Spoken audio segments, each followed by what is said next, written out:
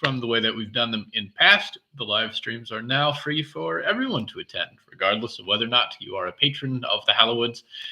Patrons do, as usual, get the ability to drop questions in a special ask box in advance.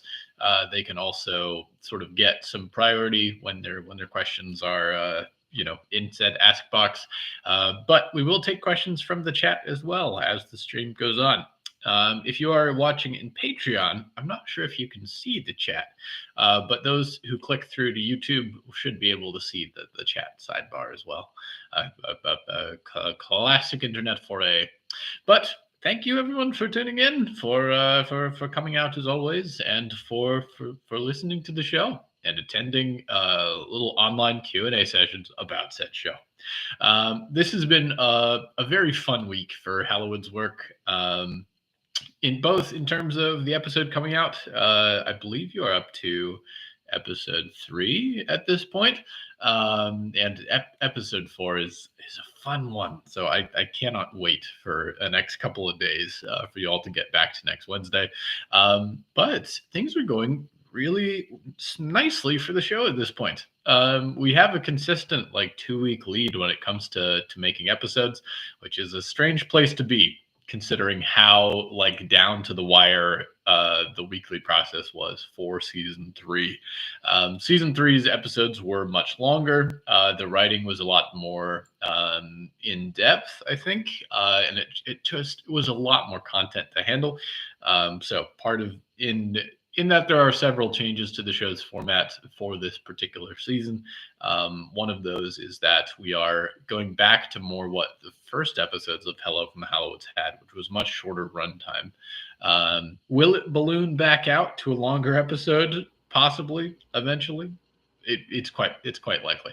But in the meantime, these first few of the season at least have been kind of keeping to a fairly consistent 20 to 25 minutes, which is a nice runtime to work in, because it means I'm writing a lot more condensed, focused scenes, which is something that I miss.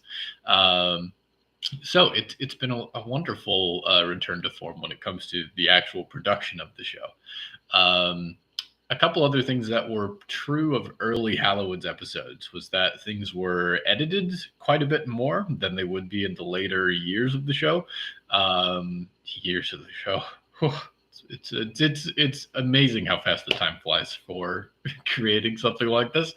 But in the very first episodes of the Hallowoods, I would sometimes start out with an episode by the script that would be 40 minutes long, and then cut content back down until we had an episode that was 30 minutes or so.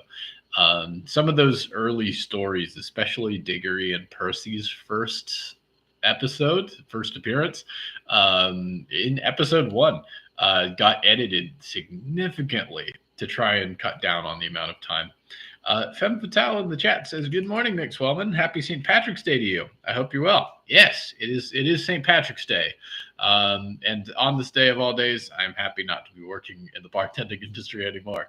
That was that was sort of, a rough day of the year. In my bartending days, I was not a very good bartender. I think I was a wonderfully classy bartender. Really could shake a cocktail with the best of them, and operated with a lot of poise and took great pride in my mixological creations. However, I like having a normal bedtime, and also I like having time to write and a consistent schedule, and not to be going home at 3 a.m. or 4 a.m. And a bartender should be part of the party, should have a spirit that wants to be engaged with the wonderful connectivity of humanity that you witness every night. But every time that someone walks into the bar at midnight as I'm trying to close it, it would just be like, please turn around and go home. Go home. What are you doing up past midnight? This is bedtime for old people and myself. So I'm glad not to be bartending on St. Patrick's Day, but I wish them well, to those carousers. And also I salute to the poor service industry that has to tend to this debacle every year. That said, These days, I am writing thanks to the both the patrons and the listeners that keep the show going, which I'm very thankful for. And the writing is going very well. I'm especially there was something that I really wanted to get back in the process. In the first episodes of Hello from the Hallowoods, I didn't truth be told, I didn't really sketch out what the rest of the season was going to look like until about episode 24, when all these threads that had been kind of developing kind of came naturally to a joining point. And that was the point where it was like, okay, I've had a lot of fun to explore and like do random one off stories that tie into the bigger picture. Um, and time to really kind of expand and lay out groundwork and introduce all these characters. But now that we're 24 episodes in at the first season, mid-season finale, it's time to figure out what we're doing for the rest of the season to make this seem like to tie this up into like a proper experience. And so, for the rest of the latter half of season one, it was then a matter of taking all these threads that had been introduced and written and binding them into a finale that felt somewhat cohesive, hopefully. And then for season two, it was still some exploration. We got to do some fun, random stuff along the way. I love Milo's. No, not Milo. There's a donut shop that just sits out on its own. I love the donut shop. I love the Phantom Station. Milo and the Venus. Like, we got some fun road trip guests along the way through season two. But largely, there was a bit of a planned out Monty. Yes, that's the fellow. Um, when you've got something like 150 ongoing characters in the show, they start to escape you after a certain point. Tragic as that is. But that said, yes, it is Monty Lee. Excellent memory, Beck. Excellent memory. But that said, even season two, despite getting to do some fun new explorative stuff, definitely had a bit of a really like a journey that was mapped out from the start of the season. In terms of how long everything could take and where people were going to end up and how they were going to get home. And then season three was very, very plot heavy, plot driven, where really the entire season was mapped out pretty early on. There everything had to come to a head. There were all these storylines that needed some kind of continuation. I can't say resolution because, frankly, we end season three before we get a lot of resolution for a lot of things. But they had to be in a particular place, and there was a lot of just building stuff to get from one point in the story to the next. So there wasn't a lot of like creative writing time, I would say. Exactly. There were still some fun things along the way. Some of them I wish had gotten a little bit more time to shine. I would say like there's a blink and you'll miss it appearance by a dimensional storm creature called the Murmuration. And I realized sometime after sort of writing it into the story that like it's a thing that only matters to me because it was a creature that shows up in the very first like horror story that I had written for potential publication, and it was a story that had gotten rejected. So we'll have to do more with the Murmuration at some point just to like explain it a little bit better. It appears for one sort of like scenery local events description and one episode where it spontaneously like intervenes in the plot and then it's gone. So there are some things that I would love to revisit or develop a little bit more in their own sort of spheres. But overall, season three was very focused on kind of one direction that it could take. And so one of the things I'd really wanted to come back to for season four and going onwards was getting to play a little bit more with the story, having a little bit more freedom to write some new weird stuff, and to kind of get back to that explorative sense a little bit, which I found a lot of fun to do. So we're part of what season four has done is allow for some of that. And sometimes that means that like you'll write a whole episode and then think of a really good idea and then have to like scrap that whole episode and rewrite everything to kind of go in a different direction, which was the case this week. I think it's episode 146 has gotten just completely decimated and then completely overhauled. But it's going to lead to some fun stuff. And sometimes like just the right question pops up where it's like, oh, this would be fun. This is worth exploring. This is a direction worth kind of diverting down. Um, there is still, of course, kind of the larger skeleton of the thing. There is a. I promise we're building towards something cohesive, but there is a certain freshness that's come with season 4 that's been really fun to get to work on. So yeah, I'm excited for the sort of path that we're plunging ahead on.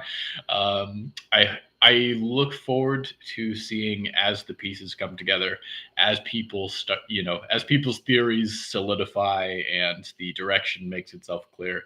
I look forward to people kind of getting continually more stuff to sort of put together and assemble their answers. So it is a bit of a mystery in and of itself as the season goes on, and that is I think something that's been fun to, at least on paper, try to set up and try to pull off. So yeah, that said, we do have a question in the patron ask box this week, so we'll dive into that. But if you happen to be there in the chat or watching from afar, feel free to submit questions there as well. We'll get to those shortly. So, Leon says, what do you like most about the world building in Hello from the Hallowoods? I what do I like most about it? I would say that Hello from the Hallowoods was really had a couple of things going into it that I was fairly certain would be the things I wanted to do, things I wanted to pull off throughout the story. And so there's been a couple of things related to the world building. I think when starting to write Hello from the Hallowoods, I knew I wanted to do a story where there's a bunch of individual narratives that all sort of form one bigger picture. And that was an element that you can't get in every story, especially not in the sort of vast, like interconnected web that I was hoping to do. It's I don't think it's a controversial choice. I don't think anyone feels that strongly about it, but it is one that comes with a certain amount of risk. It is a fairly niche thing to try and do with the story. Um, I was really inspired by a collection of comics I had read once as a youngster. It was part of the IDW Transformers line, and they did a set of comic books, graphic comic collections called Spotlights. And Spotlights were set in this larger, universe of the comics that was ongoing, but each one was a single issue that followed one particular character as they were doing a little sort of one-shot story slash adventure. And I read through them at first, and I was like, oh, this is pretty cool. Get to see what Cup is doing, get to see what Shockwave is doing, et cetera, et cetera. But eventually, as I got towards the end of these 2 volumes, I started to pick up some clues and some like little hints, and you would realize that like there were these tiny details, like the one would explain why someone was in a particular place in the sort of the main storyline that was going on. One would be one half of a phone conversation when we'd heard the other half of a phone conversation in a different story somewhere else. And you'd realize that these 2 characters were talking to each other, and that's what they were talking about. I loved these little tiny clues, and as I began to like reread those and look more into it, began to realize like, oh, every one of these is like connected to the other stories and to the bigger like canon that they're set in some way. They all have their individual places, and they all explain different things about the world. And so I really loved that approach, and I knew after reading those that someday I would have to do a story that had the opportunity for that sort of vastness for those individual storylines connecting. I really liked that kind of web-based narrative. And so eventually, when it came to Hello from the Hallowoods, that was one of the hopes, was being able to do a story that had so many different facets. But the more that you invested and the more that you looked, there would be these little connections that would tell you sort of more about the world, more about how it all fit together. There, like I said, there is some risk to that. That makes for a very weighty story. It makes for a story where you really do have to. It's not that you have to pay attention to the details, but it rewards paying attention to the details, and that's not everyone's preferred like way of doing podcasts. For some people, they almost have it as kind of a background ambiance, which is a very valid way to listen. Um, but that said, like it is one that I guess rewards active listening when it comes to the story and keeping track of the details and remembering that we met that guy 4 episodes ago and remembering that his backstory and this backstory must be intertwined and so on and so forth. And so it makes it a very laborious piece of work. And it's also not the most excitingly presented piece. It's single narrator. It's an untrained sort of first project by that narrator, and it is really sort of just a single author, single narrator sort of backyard piece of fiction. And so when it's not a dynamic thing with a full audio cast that's edited well, like it can lose a certain amount of people in the production as well, and in the level of engagement that the story provides. It's a bit of a different thing when you mostly have this one narrator talking to you versus a sort of full cast, making it more of a theater almost. So there's that difference as well. Um, and I think a second aspect beyond the sort of connected world, I knew that it wanted to be a story where we get to know the narrator. There is this, I'm not sure it happens quite often enough to call it a trope, but when watching through the early runs of The Twilight Zone, or really every episode of The Twilight Zone, but, the original Rod Serling era, um, I always was of the like fan theory as I was watching this old black and white sci-fi, speculative fiction anthology show. I was always of the opinion that there were recurring characters, that Rod Serling's character was kind of an embodiment of the Twilight Zone, and I was trying to figure out what his deal was. There's a couple characters that pop up frequently, or at least semi-frequently. Mr. Death recurs in a couple of episodes. There's an angel who shows up in a couple separate episodes. And so I was like, oh, it almost be a connected cosmos. Like there must be some kind of connected world. And so I really wanted to play with the idea of having that, that kind of third party silent observer, unseen narrator being not only an eldritch installation of consciousness in the story, but itself being one of the tropes and one of the like horror tropes that we get to explore and get to know. And so that was one of the other things that was kind of known from the beginning getting into the story, was that maybe in absence of having this full cast, the narrator should be a character within the story, and not at first, but over time, we'll come to find more about them and more about their backstory, and kind of more about what this character is trying to achieve by telling us these stories. So that was an aspect that I really wanted to do as well. And Hello from the Hallowoods provided kind of the perfect avenue for it. And it also allowed for some conflict with the other narrators butting in, Lady Ethel Mallory and other people who interrupt the program, so to speak. The last thing out of the world building came from having originally been trying to work in animation.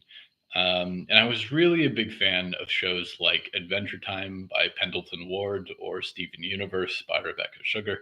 And the way that world building works in those shows, it's very episodic and it's very gradual. Um, and the world of Adventure Time, for instance, is one that on the surface appears to be very colorful, very innocent, very kind of whimsical. There's a boy, he has a talking dog best friend. They live in a candy filled kingdom.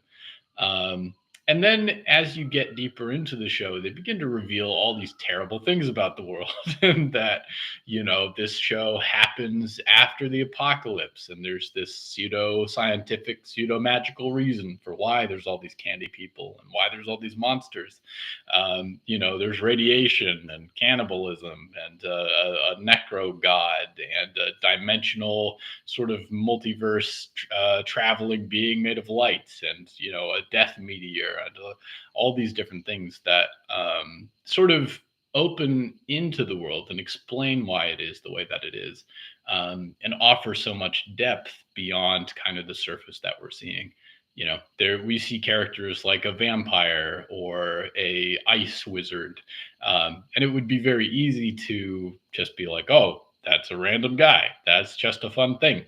But everything has a surprisingly deep explanation for why it exists in the world the way that it does, especially for the kind of show that it is.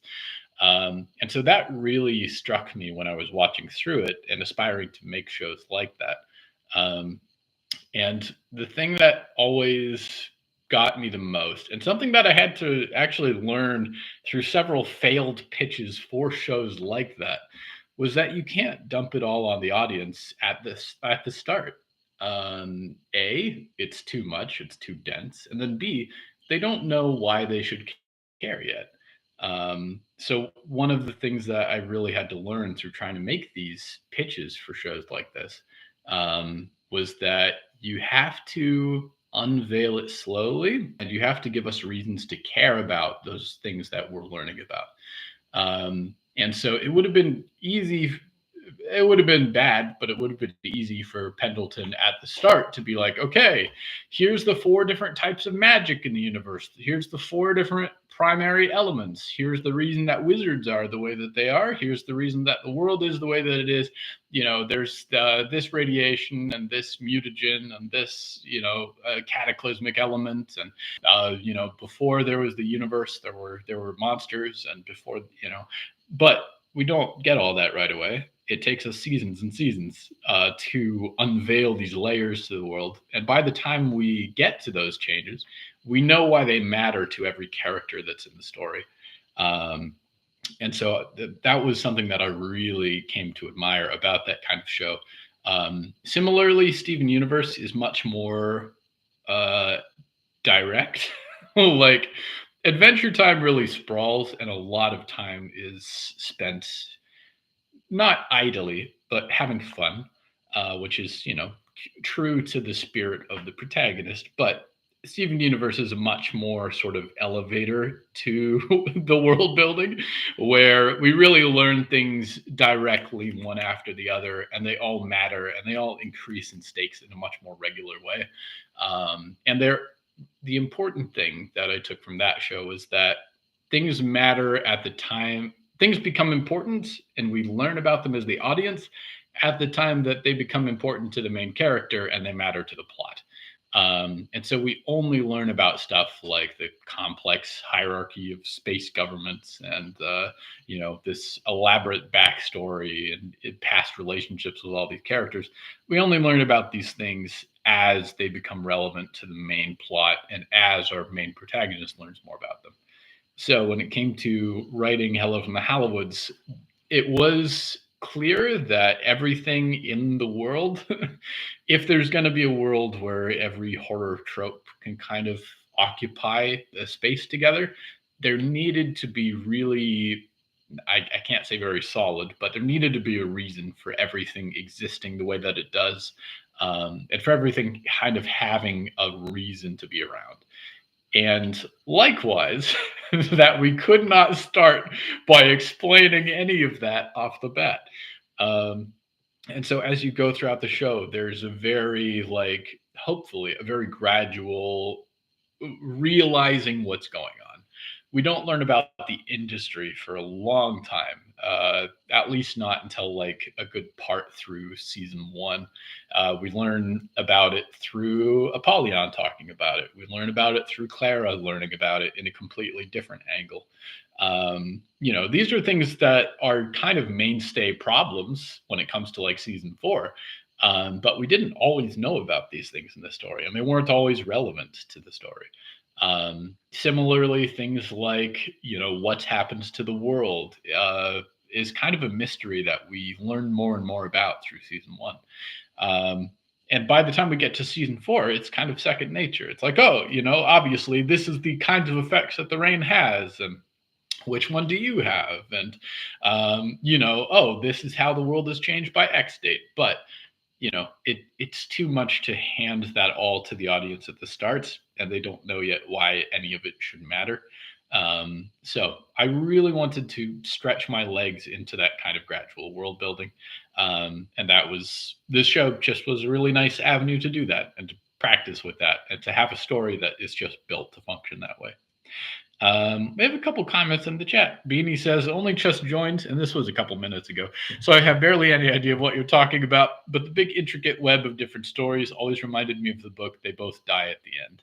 I have not read that one yet, although I know it is fairly beloved for that exact reason.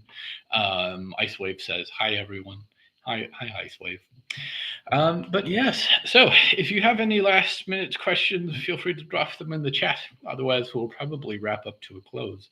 But yes, thank you, Leon, for asking about world building. It is one of my favorite things to do in general, and it's been one of the real fun things to work on this show. And there's especially been a certain amount at various times of kind of reverse engineering where it's like, okay, this is a trope that exists in horror and it's been done over and over again. Obviously, it should have a place in the story that is all about horror tropes and, how we delve a little bit deeper with some of them. But where do they fit in the world? How do they kind of attach themselves to the existing like fabric of explanations that we have? Almost every I think with maybe one or two exceptions, every supernatural thing in the Hallowoods comes from one of the indescribables in some form. And so it's always a question of like, okay, how do we where if we want to do this trope, where does it belong? And so certain things like Ray being this living automobile, which is a time-honored horror trope, like Stephen King's Christine, obviously, I think is the big contender. But even in the Twilight Zone, there might be multiple Twilight Zone episodes that have that premise of a sentient automobile coming to life. And I'm sure even before that. So I want, when it's like one of these tropes, you want to do it, obviously, but trying to find how that can work in the world that can't just have random things showing up in it, that needs to have a tie to how the world works. That was always one of the challenges. And so for Ray, he's got his own unique explanation for how he's able to exist exactly and sort of what form that takes. And some of that, by nature of trying to fit it into the fabric of this world, obviously there's so much riffing off of what's come before in horror. I can't really take original credit for almost anything in Hallowoods, but it has meant that just by virtue of that explanation, some things have gotten like a little bit of character or work a little bit differently than they do in iterations that you've already seen. And that's the kind of thing I love to see the most, where I get to work on a trope that's been done over and over and over again, but do it just a little bit differently or with a little bit of its own flair. So I really love some of the permutations that the Hallowoods sort of version of things looks like. Beanie says, want to make fan art. Any ideas, suggestions of what I should do it of? pick a favorite. There are a number of characters that don't get as much fan art as well. Obviously, there are some favorites in the fandom.